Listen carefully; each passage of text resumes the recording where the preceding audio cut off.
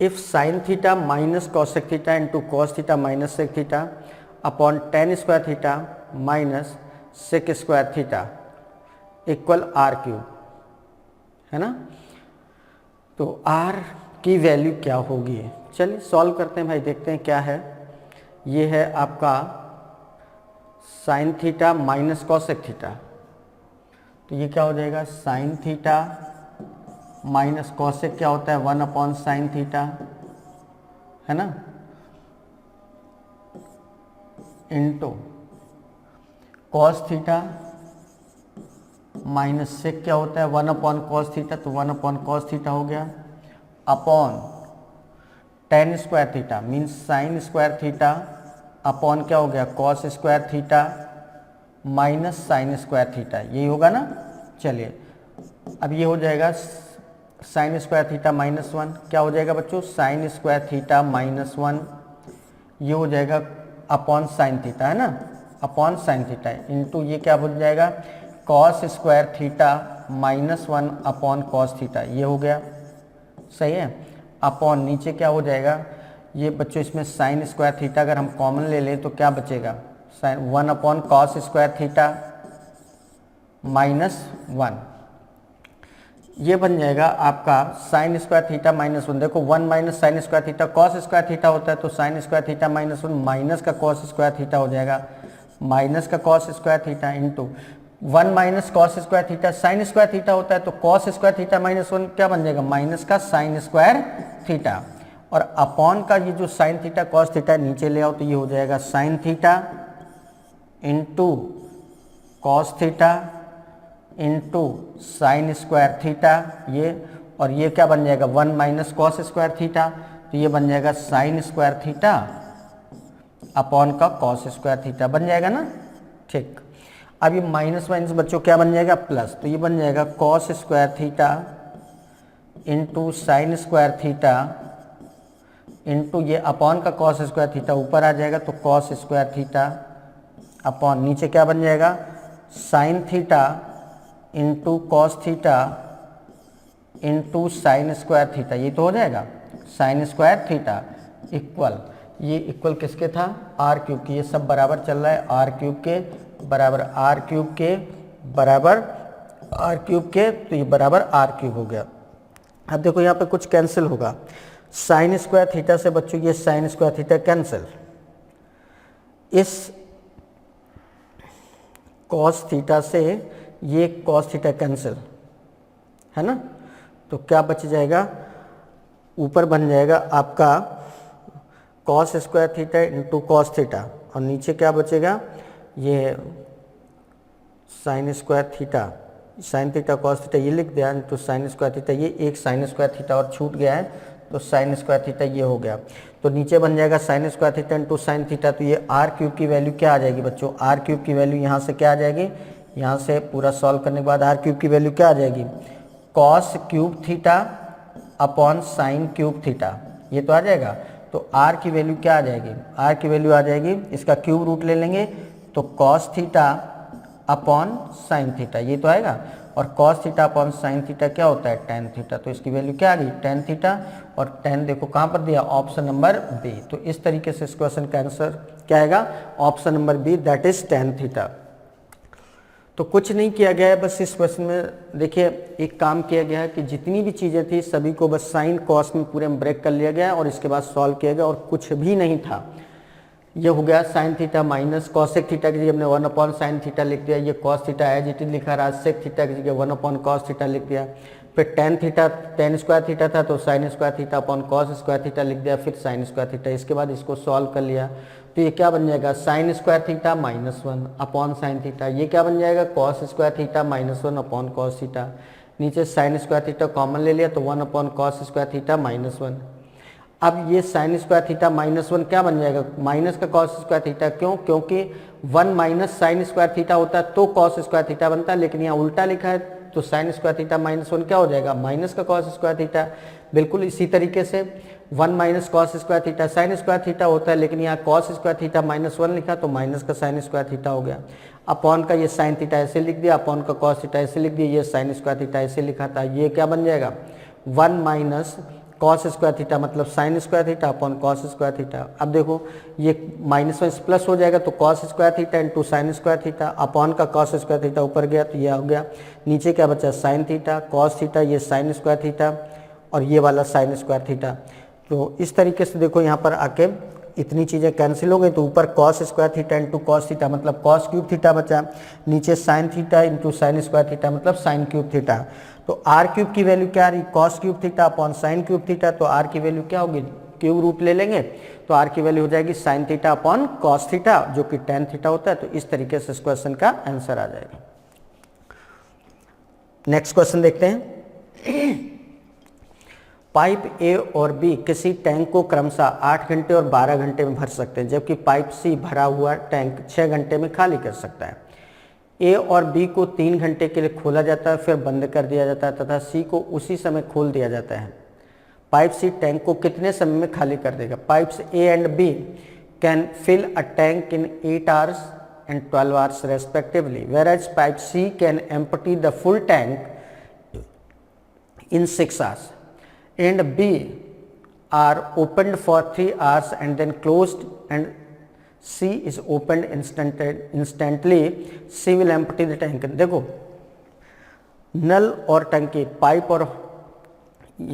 और हौज वाले जो क्वेश्चंस होते हैं इसमें एक बात ध्यान रखना, जो भरने वाले पाइप होते हैं इनको हमेशा पॉजिटिव लेते हैं, जो खाली करने वाले पाइप होते हैं इनको हमेशा नेगेटिव। तो देखो पाइप ए कितने घंटे में भरता है बच्चों, 8 घंटे में। पाइप ए कितने घंटे में भर रहा है, 8 घंटे में। पाइप बी कितने समय में भर रहे हैं, पाइप बी भर रहे हैं 12 घंटे में, जबकि पाइप सी खाली करता है कितने घंटे में, 6 घंटे में।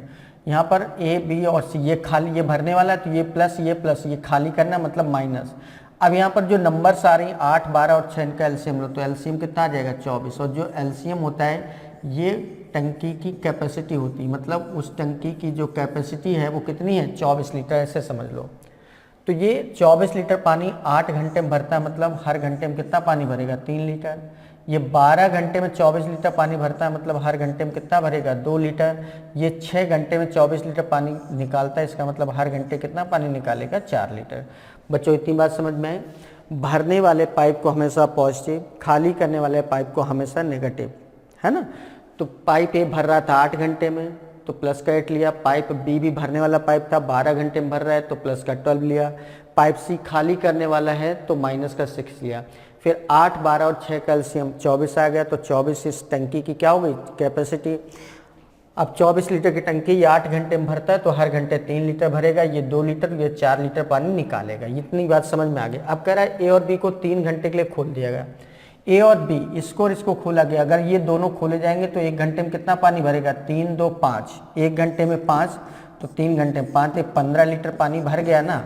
15 लीटर भर गया, 24 में से 15 लीटर भर गया तो शेष पानी कितना बचेगा, शेष पानी 24 में से 15 भर गया तो कितना बचेगा 9 लीटर। 9 लीटर पानी और भरना है। अब ये 9 लीटर पानी जो भरना है वो किससे भरना है वो देखना है हमको। 9 लीटर पानी भरना है। कह रहा है कि ए और बी को 3 घंटे के लिए और फिर बंद कर दिया गया तथा सी को उसी समय खोल दिया जाता है, तो टैंक को कितने समय में खाली कर देगा। देखो खाली करने की बात है तो खाली करने की अगर हम बात करें तो 15 लीटर पानी अब तक भरा है। कितना पानी भरा है 15 लीटर। अब पाइप सी को अगर खोलेंगे तो पाइप सी 1 घंटे में 4 लीटर पानी निकाल रहा है, तो 15 लीटर पानी निकालने में कितना समय लगेगा भाई। 15 लीटर पानी अब तक भर पाया था और वो पूरा का पूरा पानी निकल जाए तो टंकी खाली हो जाएगी, मतलब हमें 15 लीटर पानी निकालना है। इसकी कोई ज़रूरत नहीं थी क्योंकि भरना नहीं निकालना है, तो इसकी कोई ज़रूरत नहीं थी, है ना। तो अब हमें 15 लीटर पानी निकालना है और पाइप सी जो है वो 1 घंटे में कितना लीटर पानी निकाल रहा है 4 लीटर, तो 15 लीटर पानी निकालने में कितना टाइम लगेगा। 15 को 4 से क्या कर दो डिवाइड, तो 4 तियाँ 12, 3/4 घंटे। 3 सही 3/4 घंटे कितना 3 सही 3/4 घंटे। तो सही आंसर क्या है इस क्वेश्चन का, ऑप्शन नंबर डी, 3 सही 3/4 घंटे, है ना। अच्छा क्वेश्चन, बात समझ में आई भाई। पाइप ए और बी 3 घंटे के लिए खोले गए। पाइप ए और बी 1 घंटे में कितना पानी, ये 3 लीटर भर रहा है, ये 2 लीटर, मतलब 1 घंटे में दोनों 5 लीटर भरेंगे, तो 3 घंटे में 15 लीटर पानी भर गया। अब पाइप सी को खोल दिया गया, पाइप सी खाली करेगा। क्योंकि वो खाली करने वाला पाइप है, तो 15 लीटर पानी उसको खाली करना है। और 1 घंटे में कितना खाली करता है? 4, तो 15 लीटर को खाली करने में कितना समय लगेगा? 15 लीटर को 4 से डिवाइड कर देंगे, तो 4 तियाँ 12, बचा 3, 3 सही 3/4 घंटे। मतलब पाइप से इस टंकी को कितने टाइम में खाली कर देगा? 3 सही 3/4 घंटे में। ये था आपका क्वेश्चन, ठीक है ना। आगे बढ़ते हैं, देखते हैं नेक्स्ट क्वेश्चन क्या है। An article is marked at a price which is 1.2 times its cost price. After allowing a certain discount on the market price, the profit is reduced to 10%. The discount percentage. किसी वस्तु पर उसकी लागत मूल्य का 1.2 गुना मूल्य अंकित किया जाता है। अंकित मूल्य पर एक निश्चित छूट देने के बाद लाभ घटकर 10% रह जाता है, तो छूट प्रतिशत क्या है? देखो लेट कर लेते हैं, सीपी जो है वो हमारी कितनी बच्चों? 100। सीपी हमारी क्या है? 100 रुपये। सीपी हमारी क्या है? 100 रुपये। अब जो इस पर लिखा गया वो 1.2 लिखा गया है, तो मार्केट प्राइस क्या बनेगी?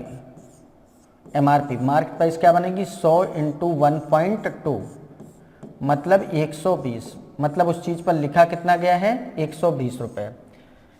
एक निश्चित छूट देने के बाद लाभ घटकर 10% रह जाता है, मतलब अभी भी लाभ 10% है, जितना पहले था उससे घटते घटते कितना रह गया? 10% रह जाता है। मतलब 10% तो अभी भी है ना। मतलब 100 रुपये की चीज़ अभी भी कितने में दी जा रही है? 110 रुपये में। 100 रुपये की चीज़ है, मतलब कॉस्ट प्राइस तो 100 थी, अभी भी 10% का प्रॉफिट हो रहा है। मतलब 100 रुपये वाली चीज़ 110 रुपये में दी जा रही है, मतलब 10 रुपये का क्या हो रहा है? प्रॉफिट हो रहा है। 10 का क्या हो रहा है? प्रॉफिट हो रहा है। सही है, 10 रुपीज़ का प्रॉफिट हो रहा है अभी भी, ठीक है। 10 रुपीज़ का प्रॉफिट हो, तो कह रहा है कि छूट कितने प्रतिशत दी गई है? छूट हमेशा बच्चों किस पर दी जाती है? किस पर दी जाती है? मार्क प्राइस पर। तो मार्क प्राइस 120 है, 120 पर कितने परसेंट की छूट? मान लिया ये x% की छूट दी जाती है, तो x% का मतलब x/100 हो गया, तब ये कितना हो रहा है? 10 के बराबर होगा। कितने के बराबर होगा? 10 के बराबर होगा। क्यों? क्योंकि 120 रुपये उसके लिखा था उस चीज़ पर, और वो चीज़ दी कितने में जा रही है? 110 में। सेलिंग प्राइस क्या है? 110 रुपये है, तो 120 की चीज़ 110 रुपये में दी जा रही है, तो कितने परसेंट छूट दी गई? मतलब ये जो 10 रुपये है वो 120 का कितना परसेंट है ये बताना है। तो 120 इंटू 100 x/100 बराबर किसके हो जाएगा? 10 के। इसके सॉल्व कर लेंगे तो ये हो जाएगा आपको, देखो 1 0 कैंसिल, तो ये हो जाएगा 12x की वैल्यू क्या हो जाएगी? 10 इंटू 10 100 हो जाएगी। तो x की वैल्यू क्या हो जाएगी? 12 8 96, 8 12 से डिवाइड 12 8 96, 4/12, 4/12। इसको और सॉल्व कर लेंगे तो 8 तो ऐसे लिखा रहा, 4/12 मतलब 1/3%। कितना आ जाएगा? 8 1/3%। तो इस क्वेश्चन का आंसर बच्चों क्या होगा? 8 1/3%, जो कि ऑप्शन नंबर ए में दिया है। तो इस तरीके से इस क्वेश्चन का आंसर बच्चों क्या हो जाएगा? 8 1/3%। तो बात समझ में कैसे किया गया था एक बार फिर से समझ लेते हैं। हमने लेट किया कि जो कॉस्ट प्राइस है बच्चों वो कितना है? आर्टिकल की 100 रुपीज़। आर्टिकल की कॉस्ट प्राइस क्या है? 100। बट क्वेश्चन में दिया गया कि इस पर जो मार्क किया गया ये इसका 1.2 टाइम्स मार्क किया गया, तो मार्केट प्राइस क्या बनेगी? एमआरपी क्या बनेगी? 100 इंटू 1.2 मतलब 120 रुपये। अब कह रहा है जब ऐसा किया जाता है तब भी लाभ घटते घटते कितना रह जाता है? 10%। मतलब 100 रुपये की चीज़ अभी भी 110 रुपये में बेची जा रही है, मीन्स 10 रुपीज़ का प्रॉफिट अभी भी हो रहा है। अब बात यहाँ पर है कि 120 रुपये मार्क प्राइस थी और बेची ये चीज़ जा रही है 110 रुपये में, तो कितने रुपए का डिस्काउंट दिया गया? 10 रुपीज़ का डिस्काउंट दिया गया।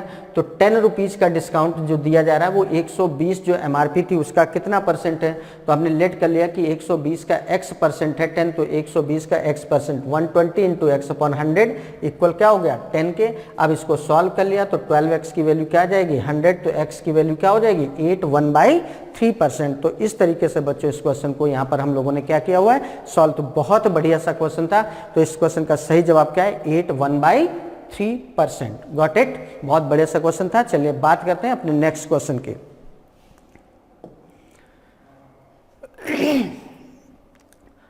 A vendor bought 40 dozens of fruits for ₹2400.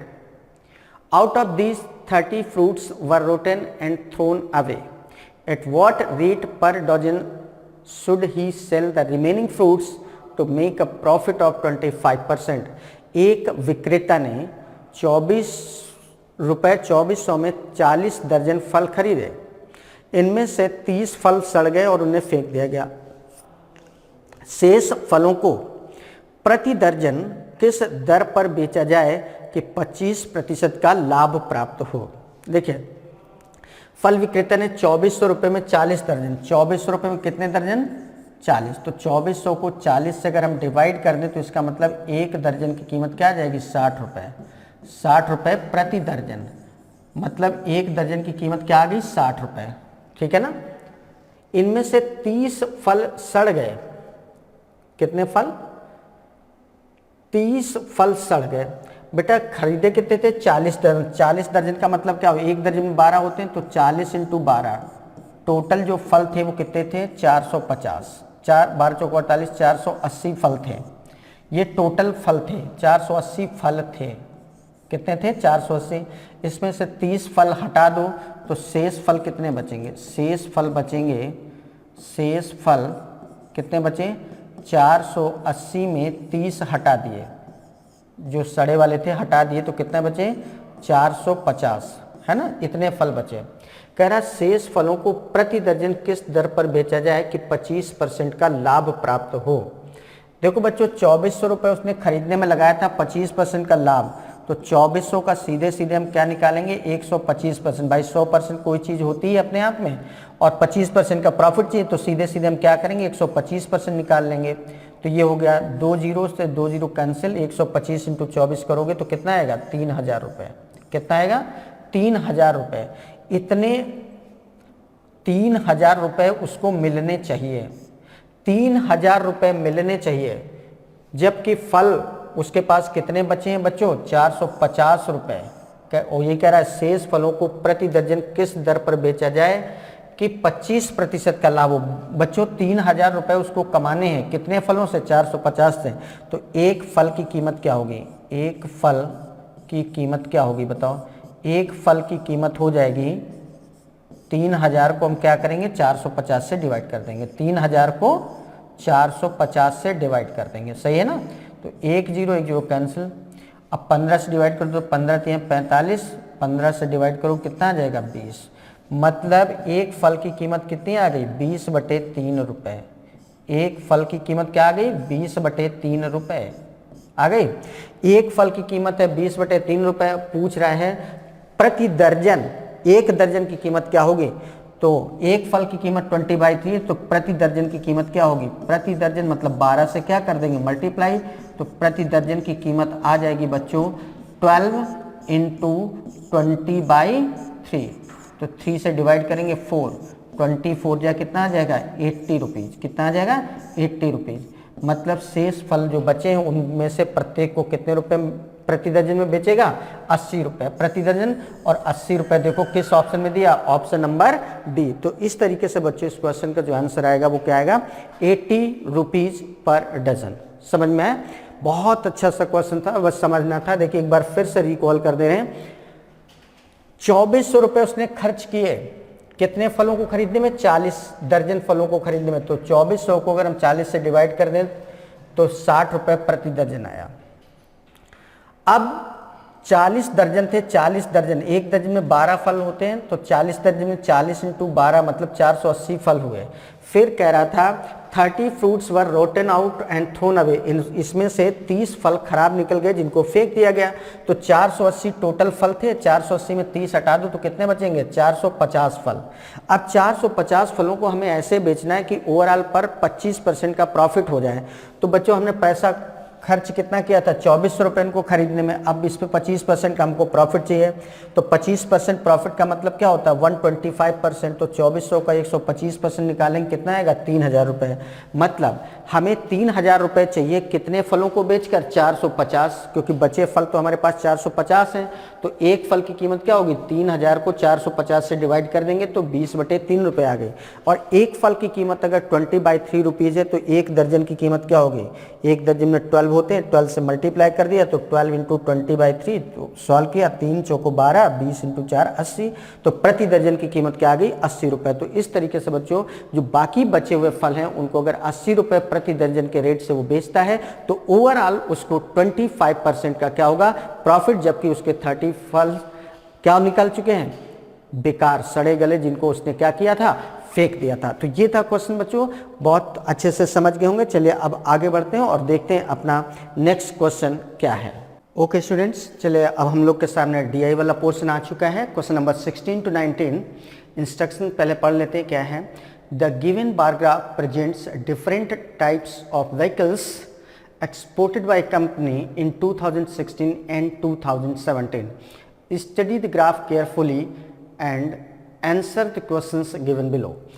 निम्नलिखित दंड आरेख वर्ष 2016 और 2017 में किसी कंपनी द्वारा निर्यात किए गए विभिन्न प्रकार के वाहनों को दर्शाता है। ग्राफ का अध्ययन कीजिए एवं दिए गए प्रश्नों के उत्तर दीजिए। यहाँ पर देखिए जो लाइट ब्लू है ये वाला है 2016 को शो कर रहा है, और जो डार्क ब्लू है ये 2017 को शो कर रहा है। और ये अलग अलग कंपनियाँ A, B, C, D और E हैं, जिनमें जो एक्सपोर्ट किए गए हैं व्हीकल्स उनकी संख्या दी गई है, और इसी के आधार पर क्वेश्चंस यहाँ पर बनाए गए हैं। तो देखिए पहला क्वेश्चन इसमें से क्या है। पहला क्वेश्चन है the export of which type of vehicle in 2017 is approximately 18.3% more than the export of same type of vehicles इन 2016।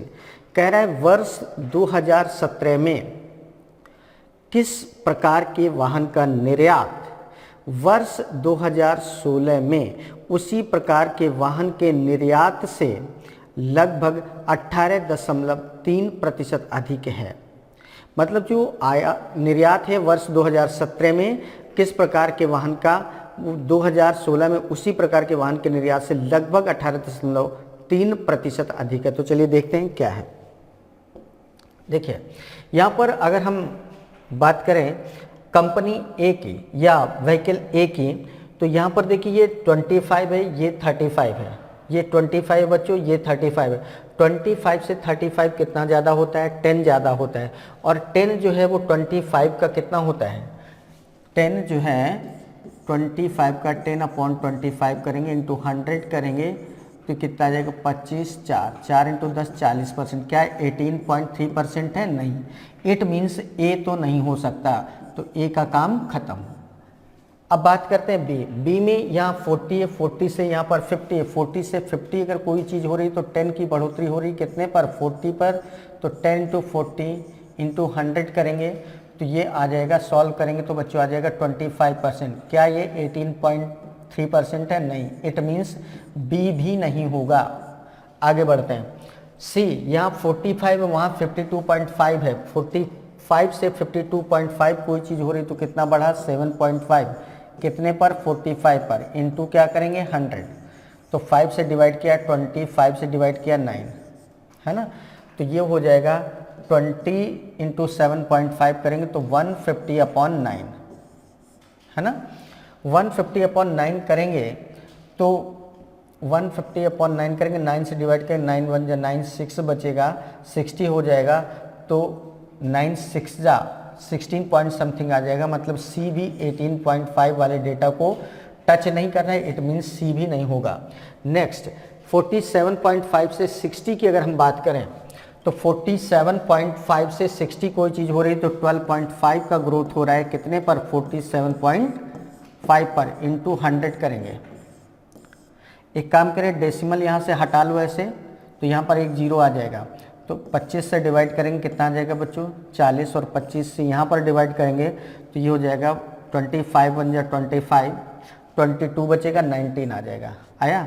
अब इसको सॉल्व करेंगे तो कितना हो जाएगा 40 इंटू 12.5 करेंगे तो ये 500 हो जाएगा। 500/19 करेंगे तो क्या आ जाएगा 19 2 जा 500/19 हो जाएगा, तो ये आ जाएगा आपका कितना हो जाएगा 14 to 12 500/9 19 2 जा 38, और ये भी बच्चों हमारा 18.3% को टच नहीं कर रहा है। नेक्स्ट आता है 52.5। 52.5 से कोई चीज़ हो रही है 62.5, कितना बढ़ रहा है 10, एग्जैक्टली 10 बढ़ रहा है कितने पर 52.5 पर, 52.5 इंटू 100 करेंगे, है ना। यहाँ पर भी वही काम बच्चों, एक जीरो बढ़ा लेंगे तो ये डेसिमल यहाँ से ख़त्म हो जाएगा, तो 25 से डिवाइड करेंगे कितना आ जाएगा 40, और यहाँ पर ये कितना आ जाएगा 25 से डिवाइड करेंगे तो 21 आ जाएगा, तो ऊपर आ जाएगा 40 इंटू 10 दैट इज़ 400 अपॉन 21 करेंगे तो ये अप्रॉक्स 18% आ जाएगा, 18 पॉइंट समथिंग आ जाएगा। तो इस बेस पर जो ऑप्शन जा रहा है वो कौन सा वाहन जा रहा है, व्हीकल ई। तो इस क्वेश्चन का जो जवाब होगा बच्चों वो क्या होगा, व्हीकल ई, व्हीकल ई। तो यहाँ पर देखिए जो ई दिया है वो किस ऑप्शन में दिया है, सी में। इस प्रकार से इस क्वेश्चन का आंसर क्या होगा, ऑप्शन नंबर सी, करेक्ट। तो चलिए अब नेक्स्ट क्वेश्चन देखते हैं। नेक्स्ट क्वेश्चन क्या है, What is the ratio of total number of vehicles of types D and E exported by the company in 2016 to that of vehicles of type C and E exported in 2017?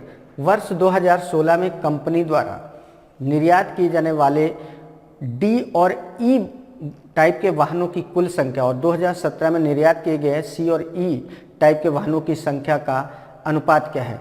2016 में हमको कौन कौन से देखने बच्चों, D और ई, D और ई देखना है, जबकि 2017 में सी और ई देखना है, इनका अनुपात बताना है। तो चलिए 2016 में डी और ई, तो डी में देखो 2016 में डी और ई में कितना है, 2016 ये आ गया आपका 2016 मतलब लाइट वाला ग्राफ देखना है डी और ई, तो ये 47.5 है बच्चों, और ई में कितना है, ई में 52.5 है, 52.5। टोटल कितना हुआ 550, 8 to 10, 4, 5, 9, 1, 10, एग्जैक्टली कितना आ रहा है 100, है ना। और अगर हम उधर देखें 2017 की अगर हम बात करें तो 2017 में सी और ई की बात हो रही है।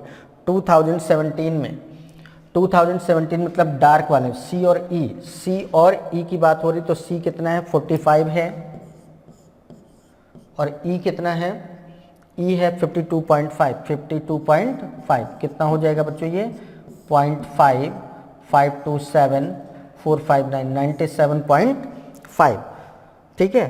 तो इस तरीके से यहाँ पर 100 आ रहा है, ये 97.5 आ रहा है, और इसका रेशियो हमें बताना है तो कितना आ जाएगा, एक जगह आ रहा है बच्चों 100 और एक जगह आ रहा है 97.5 आ रहा है, कितना आ रहा है 97.5।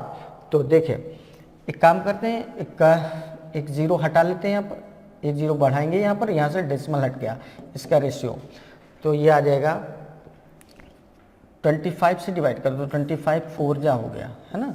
और 25 से अगर हम इधर करेंगे तो कितना हो जाएगा 25 3 जा, 25 3 जा कितना हो गया 75, 22 9, 40 रेशियो 39। इस तरीके से इसका आंसर क्या आ जाएगा 40 रेशियो 39, है ना।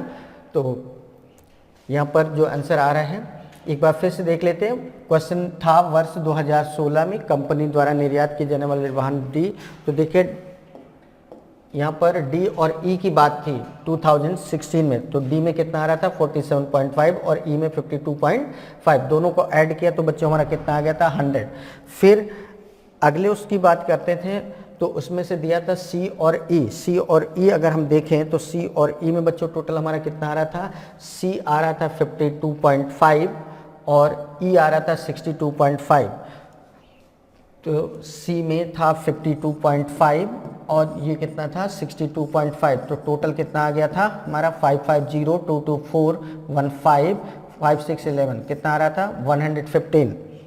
तो 100 और इसका अनुपात देखना था, तो 100 रेशियो 115, 5 से दोनों नंबर से डिविजिबल है, तो कितना आ गया बच्चों 20, 5 2 जा 10, 5 3 जा 15, तो रिक्वायर्ड जो रेशियो आया वो 20 रेशियो 23 आया, और 20 रेशियो 23 कहाँ पर दिया, ऑप्शन नंबर बी में। तो इस तरीके से इस क्वेश्चन का आंसर क्या आ जाएगा 20 रेशियो 23। तो ये था क्वेश्चन, ठीक है ना।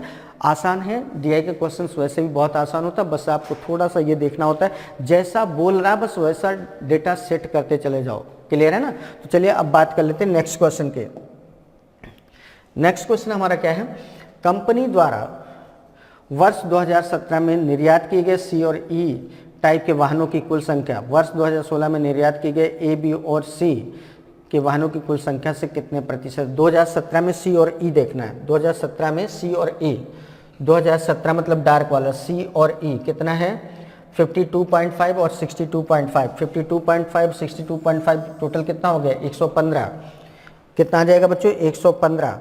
और उधर कितना दिया था ए बी सी, 2016 में ए बी सी देखना था, 2016 में ए बी सी तो कितना हो जाएगा, ये था आपका 25, ये था आपका 40, ये था आपका 45, सभी को ऐड करेंगे कितना हो गया 550, 3 3 4 7 4 11 110। तो एक जगह आ रहा था नंबर 115, एक जगह नंबर क्या आ रहा था 115 और एक जगह नंबर क्या आ रहा है 110।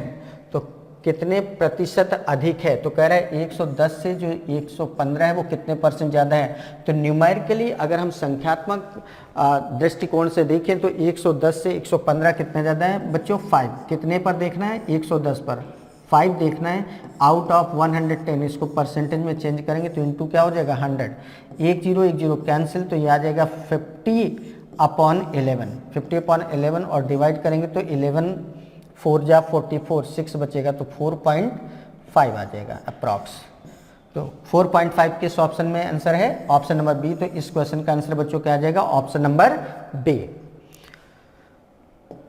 नेक्स्ट क्वेश्चन, वर्ष 2016 में कंपनी द्वारा निर्यात किए गए सभी प्रकार के वाहनों की औसत संख्या वर्ष 2017 में निर्यात किए गए बी टाइप के वाहनों की संख्या से कितने प्रतिशत कम है। 2016 में सभी का एवरेज देखना है, 2016 में सभी का एवरेज, 2016 में सभी का एवरेज, तो सभी का टोटल करो, सभी का टोटल करेंगे तो कितना आ जाएगा 25 दिया है, फिर 40 दिया है, फिर 45 दिया है, फिर बच्चों कितना दिया है 47.5 और फिर दिया है 52.5 ऐड करेंगे तो कितना हो जाएगा 550, 516 65 11 11 7 18 18 20 मीन्स 0 2 2 2 4 4 8 8 4 12 12 4 16 5 21 मीन्स 210। अब इसका एवरेज लेना है तो 210 का एवरेज लेंगे तो कितना आ जाएगा 1 2 3 4 5, मतलब ए बी सी डी और ई 5 टाइप्स के व्हीकल्स हैं तो 5 से डिवाइड कर देंगे, तो 210 को 5 से डिवाइड करेंगे कितना आ जाएगा 42। ये एवरेज आ गया बच्चों, ये एवरेज आ गया। तो ये जो एवरेज आया वो बोल रहा है कि 2017 में कंपनी बी में जो है उससे कितने परसेंट कम है, ये 42 है और इधर कंपनी बी में 2017 मतलब डार्क वाला देखना है तो 50 दिया है, तो ये 50 है, वहाँ पे 42 आ रहा है ना। तो कितने प्रतिशत कम है, कितने प्रतिशत कम है, तो एक नंबर बच्चों क्या आ रही है 42 और एक नंबर क्या आ रही है 50, तो 50 से ये 42 कितना कम है, ठीक है, कितना कम है 42 है और ये कितना है 50, तो इससे न्यूमेरिकली ये कितना कम है 8 कम है कितने पर 50 पर, तो 8/50 इंटू क्या कर देंगे 100, तो कितना आ जाएगा 50 52 जा 100, 8 2 जा 16%, कितना आ गया बच्चों 16%। और 16% आप देखिए कहाँ पर ऑप्शन दिया है, ऑप्शन नंबर डी। तो इस प्रकार से इस क्वेश्चन का जो ऑप्शन आएगा ऑप्शन नंबर डी होगा। तो ये था बच्चों आपका क्वेश्चन। तो अब बढ़ते हैं आगे, अपना नेक्स्ट क्वेश्चन देखते हैं। नेक्स्ट क्वेश्चन क्या है, question number 20, in triangle A B C D and E are the points on sides AC and AB respectively such that angle ADE equal angle B if AE equal 8 cm, CD equal 3 cm, D equal 6 cm and BC equal 9 cm, then AD is equal to, कह रहा है त्रिभुज ABC में D और E क्रमशः AC और AB भुजाओं पर बिंदु हैं जहां पर कोण ADE इक्वल कोण B है, और कह रहा है AE equal 8 centimetre, CD equal 3 centimetre, D equal 6 centimetre और BC इक्वल 9 सेंटीमीटर है। तो AD का मान क्या होगा, तो चलिए देखते हैं AD का मान क्या होगा। सबसे पहला काम हम लोग करते हैं, फिगर ड्रॉ कर लेते हैं। तो एक ट्रायंगल है ABC बच्चों, ये ट्रायंगल हम लोगों ने ड्रॉ किया ABC, ये ट्रायंगल हो गया A B और C, ये ट्रायंगल हो गया। कह रहा है AC और AB भुजाओं पर बिंदु है, एक बिंदु है AC भुजा पर और एक बिंदु है AB भुजा पर। तो AB पर एक पॉइंट है ये और एक पॉइंट है ये, दोनों को मिला दिया ऐसे। जहां ADE जो है वो एंगल B के इक्वल है। ADE ये एंगल, ये पॉइंट है D, ये पॉइंट है E, तो ADE जो एंगल है वो एंगल B के बराबर, मीन्स है ये एंगल इसके बराबर है। यदि AE इक्वल 8, AE इक्वल कितना है बच्चों, ये 8 है। CD इक्वल क्या है, CD जो है हमारा कितना है, एक काम करें इस पॉइंट को उलट दो तो फिगर सही बन जाएगा। तो ये पॉइंट D हो गया और ये पॉइंट क्या हो जाएगा आपका E हो जाएगा। ये पॉइंट क्या हो जाएगा E। तो ये वाला एंगल जो है वो इस एंगल के क्या हो जाएगा बराबर। AE इक्वल 8 है तो ये 8 हो गया हमारा। फिर कह रहा है CD इक्वल 3, CD यहां से यहां तक ये कितना है 3 है। DE, अब बात करते हैं DE ये चीज कितनी दी है 6 सेंटीमीटर हो गया और BC इक्वल 9 है। BC ये चीज 9 है और ये कुछ भी नहीं था। क्लियर। अब देखो बच्चों, अगर हम ऊपर वाला ट्रायंगल लें AED तो ये वाला ट्रायंगल और बड़ा वाला ट्रायंगल ABC लें तो देखो जैसे कि उसने बोला है एंगल ADE, ये वाला जो एंगल है वो इस एंगल के बराबर है। मीन्स एंगल ADE इक्वल है एंगल ABC के, है ना। ये एंगल इसके इक्वल है और ये जो एंगल A है बच्चों ये ऊपर वाले ट्रायंगल में भी है और नीचे वाले ट्रायंगल मतलब बड़े वाले ट्रायंगल में, ये दोनों में क्या है कॉमन है। मतलब इस ट्रायंगल के दो एंगल और इस बड़े वाले ट्रायंगल के दोनों एंगल्स क्या है बराबर। अगर किन्हीं दो ट्रायंगल्स में दो एंगल्स बराबर होते हैं तो तीसरा अपने आप बराबर हो जाता है। क्यों? क्योंकि किसी भी ट्रायंगल के एंगल्स का सम हमेशा क्या होता है 180। तो दो एंगल्स अगर सेम है तो डेफिनेटली तीसरा एंगल भी सेम होगा। और जब तीन एंगल्स किन्हीं दो त्रिभुजों में किन्हीं दो ट्रायंगल्स में सेम होते हैं तो दोनों ट्रायंगल क्या हो जाते हैं सिमिलर ट्रायंगल। मीन्स यहाँ पर ये जो छोटा ट्रायंगल है ADE, ट्रायंगल AD और E, ये सिमिलर ट्रायंगल होगा किसके, ट्रायंगल ABC के। हो गया। और जब ऐसा होता है तो ऐसे में साइड्स का रेशियो क्या होता है कांस्टेंट। तो जैसे यहाँ पर इस एंगल को बेस करें तो यहाँ पर दो साइड ले लेंगे AD और ED, तो यहाँ पर AD अपॉन ED ये हो जाएगा।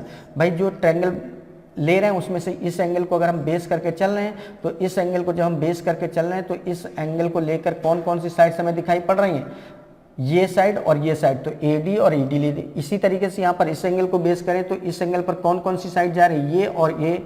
मतलब ये हो जाएगा AB अपॉन BC। अब AD की वैल्यू हमको बच्चों नहीं पता है, AD की वैल्यू नहीं पता तो AD एज इट इज लिख दिया। ED कितना है, ED 6 दिया है। AB कितना है, AB यहाँ से यहाँ तक कितना गिवन है। देखिए ये हमारा कितना था, BC हमारा है 9, BC हमारा कितना है 9। अब बात आती है AB की, तो ये 8 है, ये 3 है। 8 और 3 कितना हो गया 11। तो यहाँ से इसकी वैल्यू कितनी आ जाएगी, AD इंटू 9 इक्वल क्या हो जाएगा 11 इंटू 6, है ना। तो कितना हो जाएगा AD इक्वल हो जाएगा 11 इंटू 6 अपॉन 9। तो 3 2 जा 6, 3 3 जा 9, 11 2 जा 22 अपॉन 3 करेंगे तो ये अप्रॉक्स 7.5 सेंटीमीटर आ जाएगा, 7.5 अप्रॉक्स। तो इस तरीके से इस क्वेश्चन का जो आंसर आएगा बच्चों वो कितना आ जाएगा 7.5 सेंटीमीटर। और 7.5 देखिए किस ऑप्शन में दिया है, ऑप्शन नंबर डी में दिया है। कितना दिया है, ऑप्शन नंबर डी में। तो इस तरीके से इस क्वेश्चन का आंसर बच्चों क्या होगा 7.5 हो जाएगा। ठीक है, तो चलिए अब बढ़ते हैं आगे, देखते हैं अपना नेक्स्ट क्वेश्चन क्या है।